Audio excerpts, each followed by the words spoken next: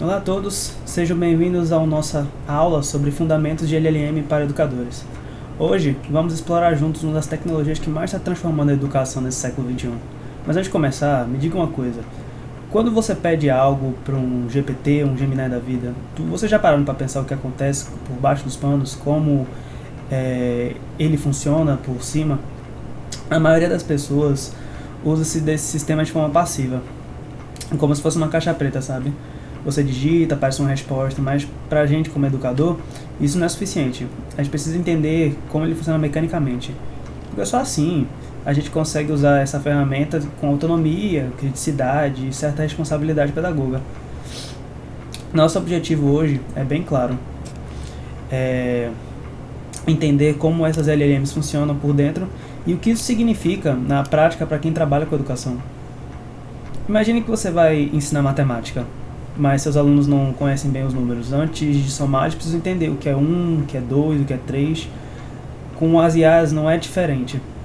Antes de entender a frase, o modelo precisa processar a unidade mínima, chamada de token.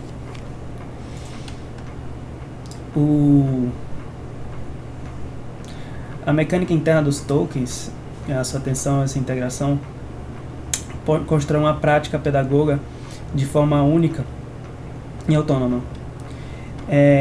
A linguagem ela é igual. Ela precisa passar por essa unidade mínima para poder passar por a compreensão. Só que diferente, um token não é como se fosse uma letra, não é uma palavra, também não é uma frase. É um pedaço único do texto, que pode ser tanto uma sílaba quanto uma palavra. Ou até mesmo um sinal de pontuação indica. Entendeu? Aqui, seguindo esse exemplo prático. O aluno é o centro do processo. Querendo ou não, mesmo temos aqui palavras e sílabas únicas, ele consome 9 tokens, mesmo possuindo apenas 1, 2, 3, 4, 5, 6, 7 palavras. Por quê? Porque para entender a parte do processo, ele precisa entender o resto da frase. E justamente, esse processo de tokenização separa a frase e a interpretação de acordo com o contexto e a frase inteira. Agora, por que isso importa para a gente como educador? Primeiramente, cada modelo tem uma janela de contexto. Esse limite de tokens é justamente que consegue processar de uma só vez. É como se uma memória de trabalho, sabe? A gente não consegue processar todos os assuntos de uma vez. A gente subdivide para depois pegar uma ideia geral de forma abstrata. Não, depois de abstrairmos. Você colar um único plano de curso, 50 páginas assim de um PDF, num único prompt, a IA vai começar a esquecer o que você esqueceu, melhor, o que você colocou desde o início. O resultado é que você vai ter uma resposta praticamente incoerente, uma resposta menos precisa, entendeu? Outra coisa são o que chamamos de tokens raros. Tokens raros, justamente, eles usam mais processamento porque são palavras que poucas pessoas usam ou termos pouco utilizados.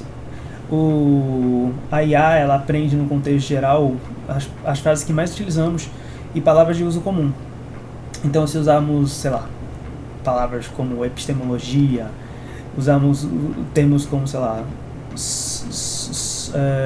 platônico, socratiano, usar um termo aportuguesado de um autor, as chances de que você consiga uma resposta menos frequente, menos utilizada e com menos estudo por cima. O nosso objetivo é contextualizar da melhor maneira possível. Sabemos que a IA lê tokens, mas como ela entende esse significado, sabe? Quando a gente indica que um livro é excelente se refere ao livro ou à estante, sabe? É por isso que temos que ser concisos. Se referimos ao livro, na estante, no quarto, na parede, a IA acaba se perdendo no que a gente considera ser excelente. Isso vai justamente para o que chamamos de unidade mínima. Ou melhor, o mecanismo de atenção. Aqui, vamos pegar esse exemplo mais interativo. Temos uma frase que se refere justamente a essa meio que enrolação dentro daquilo. O chat vai ler cada uma dessas palavras como um token único. Existe uma certa atenção dividida de acordo com aquela palavra, de acordo com aquela frase inteira. O artigo vai se referir justamente à palavra que vem depois, o livro. O livro é o sujeito principal de toda a interpretação daquela IA. Então, a atenção principal está naquilo. O artigo acaba sendo menos importante, ele acaba brilhando por menos. O livro, que é a palavra que vem logo em seguida, a segunda que vem logo depois da primeira, ele acaba abstraindo essa parte da estante de madeira, pois é irrelevante ao livro em si. E o que é mais importante no fim das contas é o excelente. O que se refere ao livro, o estava é onde, se ele presta atenção no estava, ele vai se referir justamente à estante de madeira, porque são a palavra que complementa aquilo ali. Madeira se refere à estante, o tutor se refere apenas à segunda frase, mas sempre tendo noção o livro, mas o livro acaba perdendo importância, pois estamos pensando justamente no tutor. E o excelente, ele pega apenas o livro. Esse é o gasto de processamento que cada token tem que utilizar. E como, obviamente, utilizamos modelos que precisam economizar no processamento, afinal, ele está fazendo justamente muitos pedidos em todo lugar do mundo ao mesmo tempo, ele tenta economizar o máximo de tokens possível a depender da sua requisição.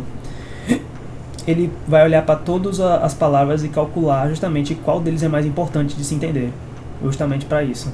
Porque o cálculo vai gerar peso nessa atenção.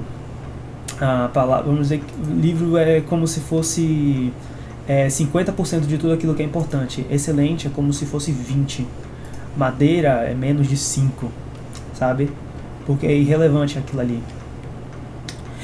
Cada token olha para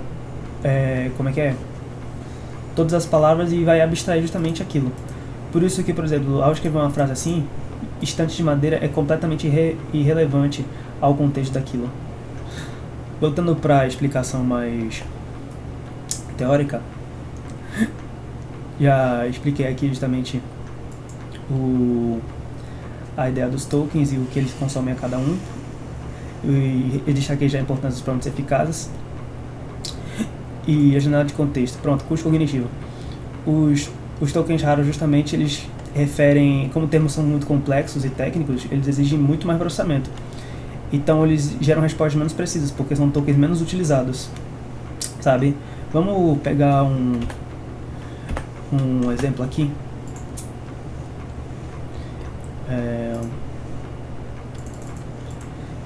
Vamos lá, list.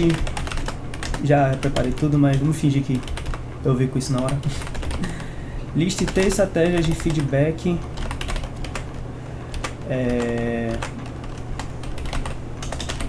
para usar com alunos do ensino médio. Todas as palavras que queremos saber relacionadas ao contexto estão aqui. O principal são as 3 estratégias, especificamente dos 3. Pedimos justamente para ele listar. Queremos necessariamente de feedback e especificamos com quem vão ser utilizados, alunos do ensino médio. Se mandarmos aqui, ele vai gerar bem mais rapidamente aqui todo um textozinho que vai explicar e nos elaborar aqui ó, em vez de olhar para apenas o ano passado, estratégia, como aplicar, porque funciona, o feedback que pedimos, as sugestões que ele puxa justamente de experiências anteriores, com provavelmente pessoas que já fizeram uma pergunta parecida ou já utilizaram-se de palavras semelhantes. Feedback, algo muito comum, atividades práticas, psicologia. Pronto. Foi bem rápido, menos de 10 segundos ele já gerou. Mas, supondo que você queira especificar, você queira utilizar termos específicos. Considerando os pressupostos epistemológicos e do construtivismo, praticamente escrevendo uma redação por cima do negócio, sabe? Utilizando de palavras que quase ninguém utiliza. Porque, você quer um contexto bem específico de ensino, um autor, um assunto, você quer usar de feedback, você quer falar sobre redação, tentativa argumentativa, você quer que seja dentro das competências da BNCC, dentro do contexto de Enem, dentro do contexto de educação básica, especificamente com língua portuguesa, você está enchendo o saco da IA. E no meio dessa explicação toda, ela talvez não demore tanto quanto... Ela não só vai demorar mais quanto demorou, quanto a resposta dela vai ser... Vai tentar puxar só as palavras-chave que ela conseguiu ler daquilo ali. Vamos lá, o que ela puxou aqui? Puxou educação básica, fez toda uma tabela. Puxou aqui só Flavel, mesmo que eu tenha citado o Vygotsky. Não puxou só educação básica, puxou ensino médio, porque acabou me enrolando. Plagetiana, retrofeedback, resumiu em apenas uma frase. Ele quer que você... Ele já espera que eu faça um gráfico por conta própria. Ele resume toda o uso da BNCC dentro de Vygotsky como apenas 3 parágrafos. Já volta para Flavel, já puxa aqui o Enem, mesmo tendo citado ensino básico bem no anterior. Ele tenta se utilizar no máximo as palavras complicadas que eu utilizei só para tentar suprir aquilo ali que a gente escreveu, mas no final ele não escreveu nada com nada.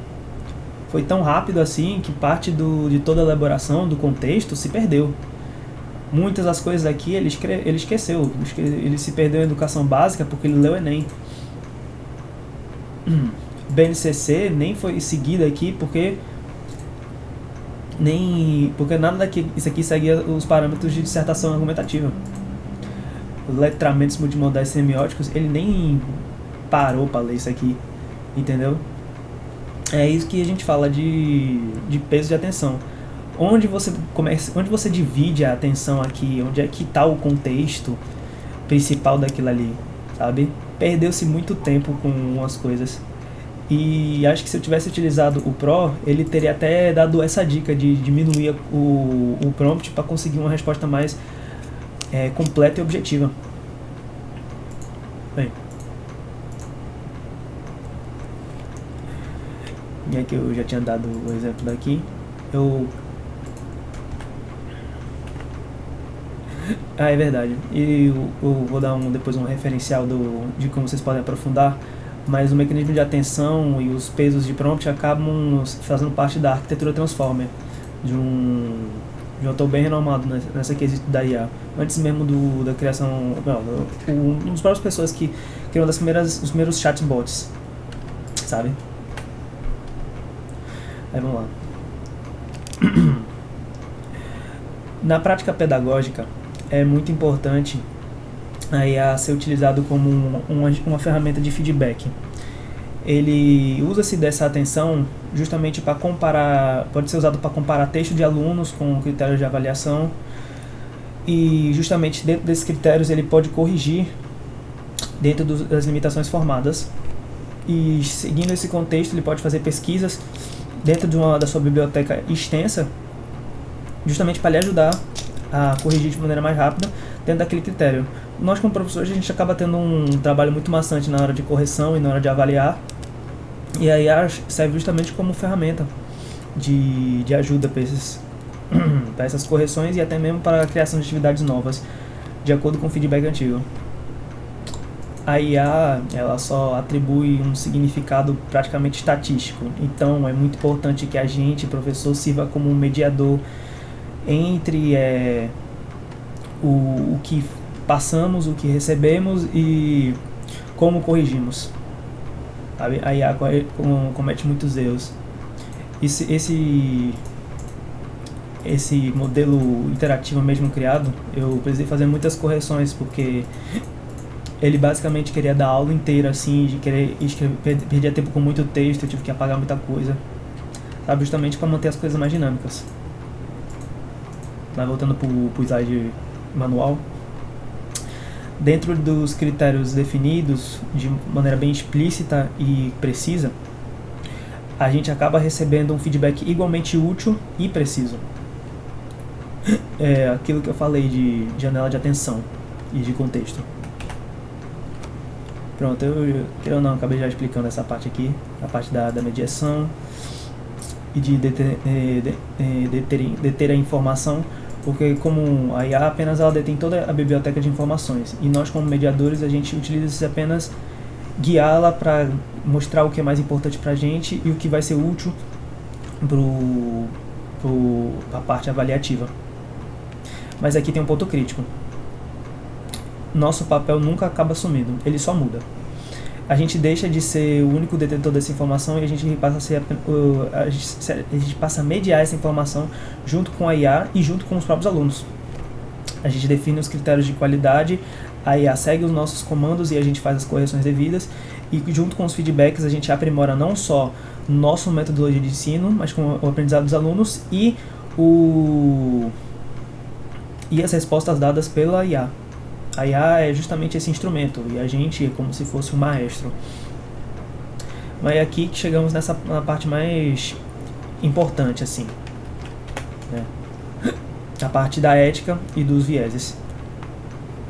As alucinações, que é o termo técnico utilizado para quando a IA inventa informações, não é necessariamente um bug, é apenas uma característica de um modelo probabilístico. Você lembra-se dos tokens de atenção que mencionamos agora há pouco? Quando o modelo não tem dados suficientes sobre um assunto e ele ainda assim precisa completar o padrão, o que ele faz? Ele cria-se referências bibliográficas que não existem.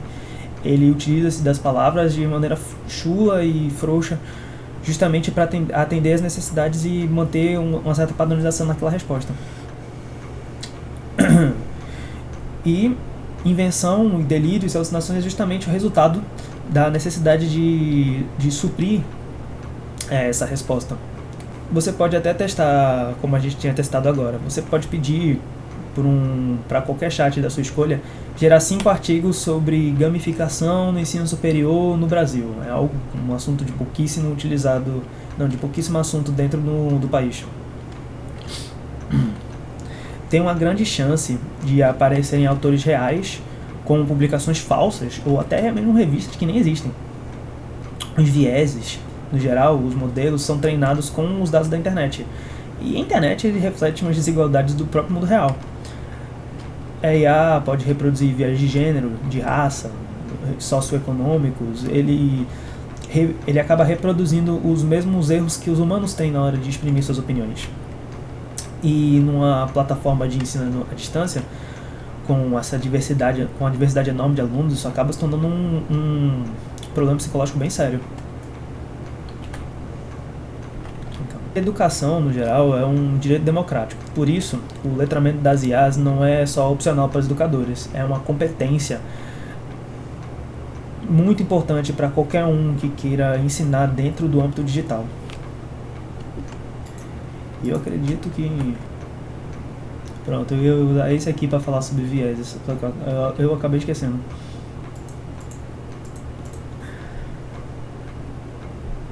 Pronto, aqui. A importância de validar o que a IA gera. É sempre bom mesmo.